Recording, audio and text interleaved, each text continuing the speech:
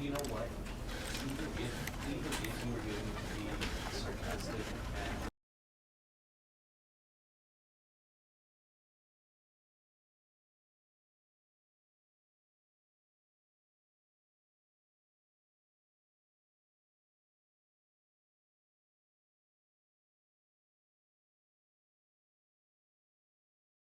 This is the story of a man named Stanley.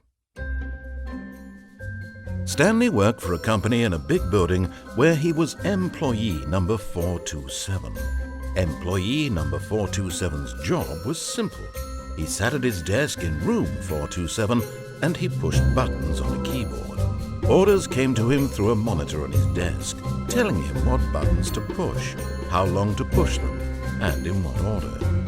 This is what employee 427 did every day of every month of every year. And although others might have considered it soul-rending, Stanley relished every moment that the orders came in, as though he had been made exactly for this job. And Stanley was happy. And then one day, something very peculiar happened, something that would forever change Stanley. Something he would never quite forget. He had been at his desk for nearly an hour when he realized that not one single order had arrived on the monitor for him to follow. No one had showed up to give him instructions, call a meeting, or even say hi. Never in all his years at the company had this happened, this complete isolation. Something was very clearly wrong. Shocked, frozen solid, Stanley found himself unable to move for the longest time. But as he came to his wits and regained his senses, he got up from his desk and stepped out of his office.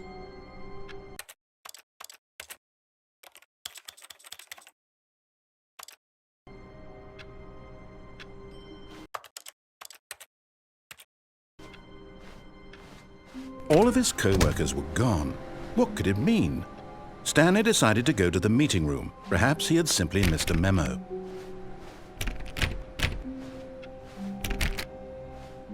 Stanley went around touching every little thing in the office. No matter how hard Stanley looked, Oh, please. Are you really just doing this for the trophy? Click a door 5 times? Is that all you think a trophy is worth? No. I can't just give these merits away for such little effort. A measly 5 clicks? Now, suppose you were to click the door 20 times. I would say that's the kind of effort that warrants recognition.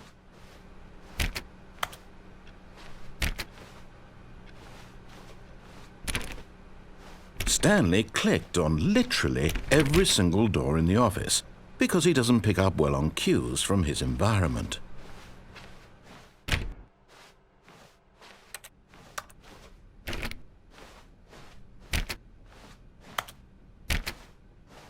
When Stanley came to a set of 2 open doors, he entered the door on his left.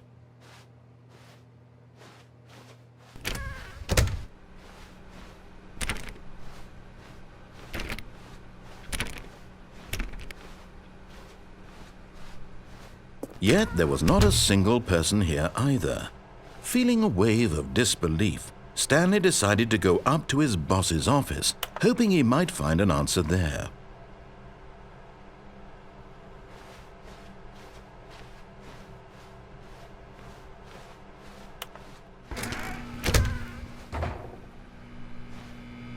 Stanley stepped into the broom closet, but there was nothing here, so he turned around and got back on track.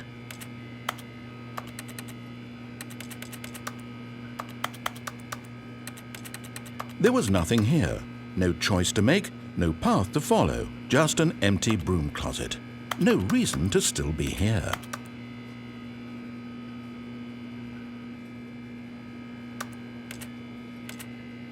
It was baffling that Stanley was still just sitting in the broom closet. He wasn't even doing anything. At least if there was something to interact with, he'd be justified in some way. As it is, he's literally just standing there doing sweet FA.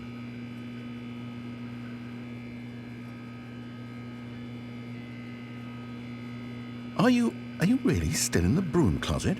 Standing around doing nothing? Why? Please offer me some explanation here. I'm genuinely confused.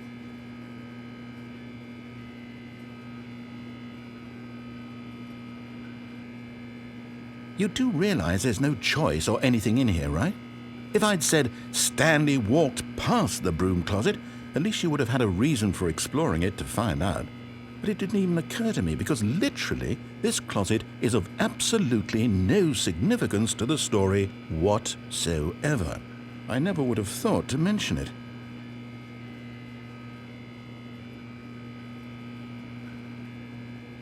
Maybe to you this is somehow its own branching path. Maybe when you go talk about this with your friends you'll say, "Oh, did you get the broom closet ending? The broom closet ending was my favourite." I hope your friends find this concerning.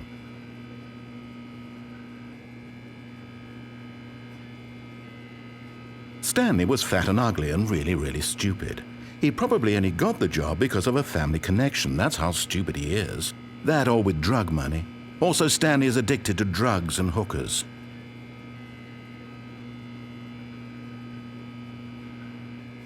Well, I've come to a very definite conclusion about what's going on right now. You're dead. You got to this broom closet, explored it a bit, and were just about to leave because there's nothing here, when a physical malady of some sort shut down your central nervous system and you collapsed in front of your screen. Well, in a situation like this, the responsible thing is to alert someone nearby so as to ensure that your body is taken care of before it begins to decompose. Hello? Anyone who happens to be nearby? The person at this computer is dead. They have fallen prey to any number of your countless human physiological vulnerabilities. It's indicative of the long-term sustainability of your species. Please remove their corpse from the area and instruct another human to take their place, making sure they understand basic first-person video game mechanics and filling them in on the history of narrative tropes in video gaming, so that the irony and insightful commentary of this game is not lost on them. All right, when you've done that, just step out into the hallway. Ah, you too? Unbelievable. I'm at the mercy of an entire species of invalids. Perhaps there's a monkey nearby you can hand the controls to. A fish? Fungus? Look, you can hammer out the details. I'm not particularly picky. I'll just be waiting for when you're ready to pick up the story again.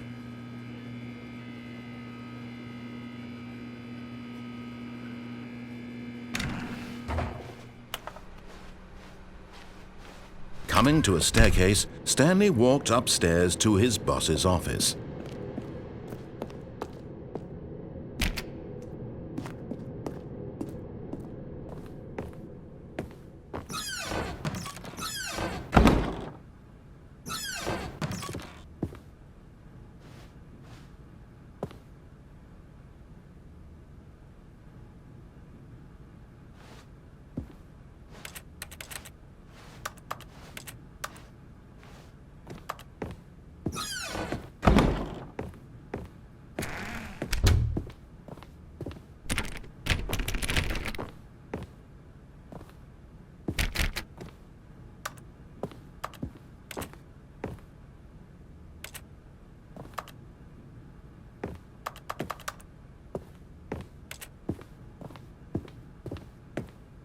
Stepping into his manager's office, Stanley was once again stunned to discover not an indication of any human life. Shocked, unraveled, Stanley wondered in disbelief who orchestrated this. What dark secret was being held from him? What he could not have known was that the keypad behind the boss's desk guarded the terrible truth that his boss had been keeping from him. And so the boss had assigned it an extra secret PIN number, 2845. But of course, Stanley couldn't possibly have known this. Yet incredibly, by simply pushing random buttons on the keypad, Stanley happened to input the correct code by sheer luck. Amazing. He stepped into the newly opened passageway.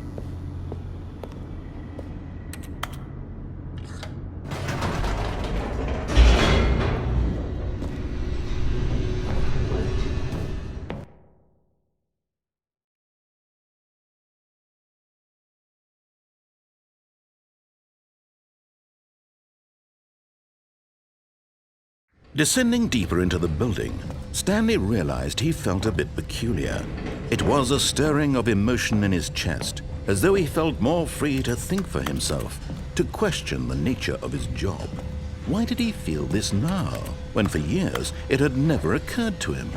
This question would not go unanswered for long.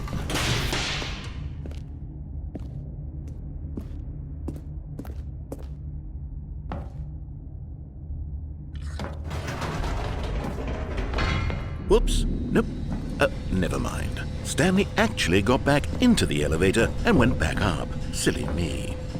Why did Stanley do that when he knew that it would just lead back to his boss's office? Well, that's a great question. I just can't wait to find out.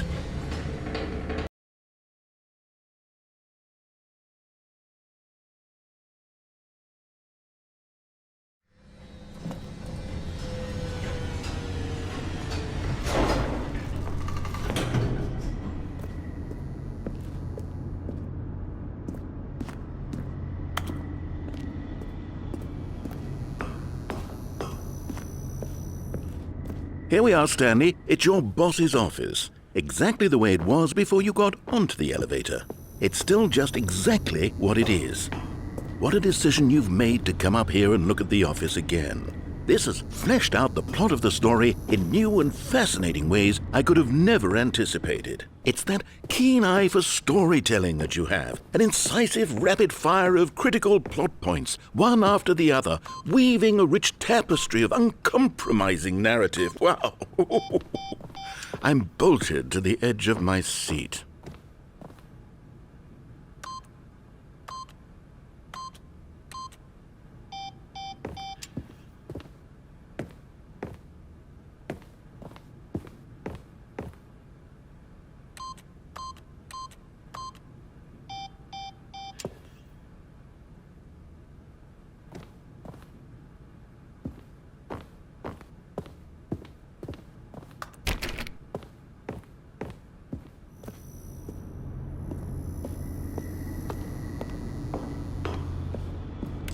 Incredible.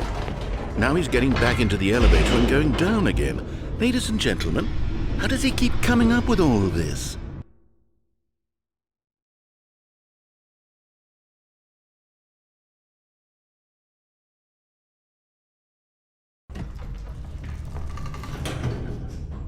Surely this time Stanley will walk forward into the spooky corridor, won't he? Stanley walked straight ahead through the large door that read Mind Control Facility.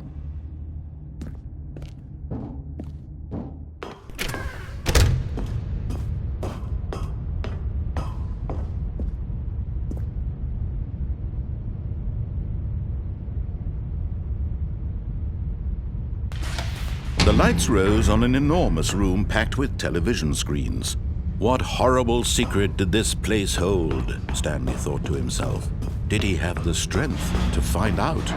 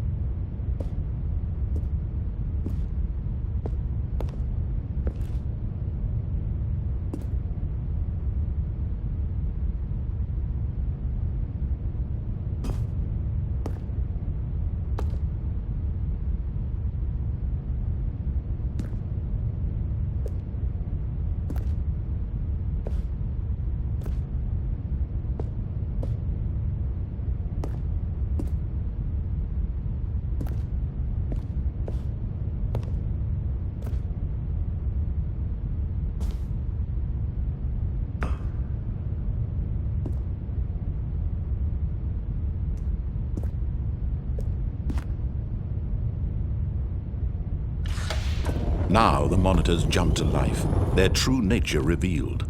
Each bore the number of an employee in the building, Stanley's co-workers. The lives of so many individuals reduced to images on a screen, and Stanley, one of them, eternally monitored in this place where freedom meant nothing.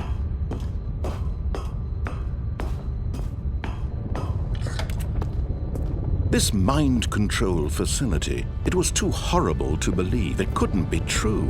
Had Stanley really been under someone's control all this time? Was this the only reason he was happy with his boring job? That his emotions had been manipulated to accept it blindly? No, he refused to believe it. He couldn't accept it. His own life in someone else's control? Never!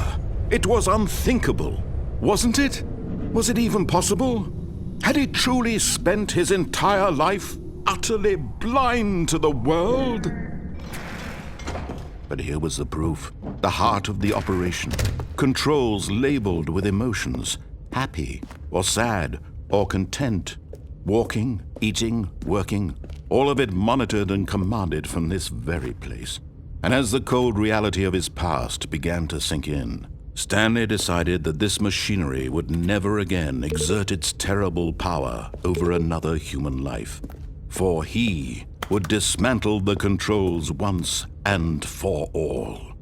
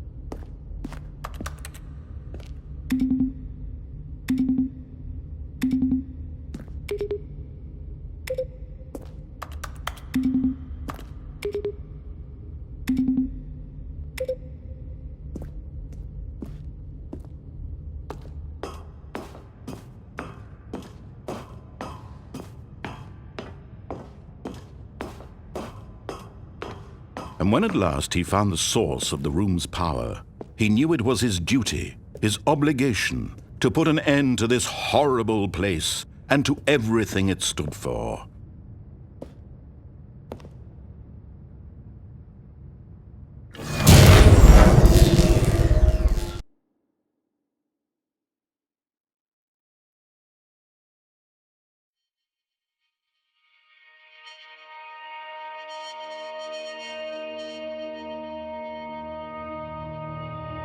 Blackness, and a rising chill of uncertainty.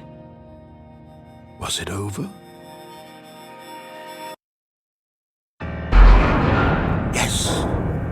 He had won! He had defeated the machine, unshackled himself from someone else's command. Freedom was mere moments away. And yet, even as the immense door slowly opened, Stanley reflected on how many puzzles still lay unsolved. Where had his co-workers gone? How had he been freed from the machine's grasp? What other mysteries did this strange building hold? But as sunlight streamed into the chamber, he realized none of this mattered to him, for it was not knowledge or even power that he had been seeking, but happiness. Perhaps his goal had not been to understand, but to let go. No longer would anyone tell him where to go, what to do, or how to feel. Whatever life he lives, it will be his. And that was all he needed to know. It was perhaps the only thing worth knowing. Stanley stepped through the open door. Stanley felt the cool breeze upon his skin, the feeling of liberation, the immense possibility of the new path before him. This was exactly the way, right now, that things were meant to happen. And Stanley was happy.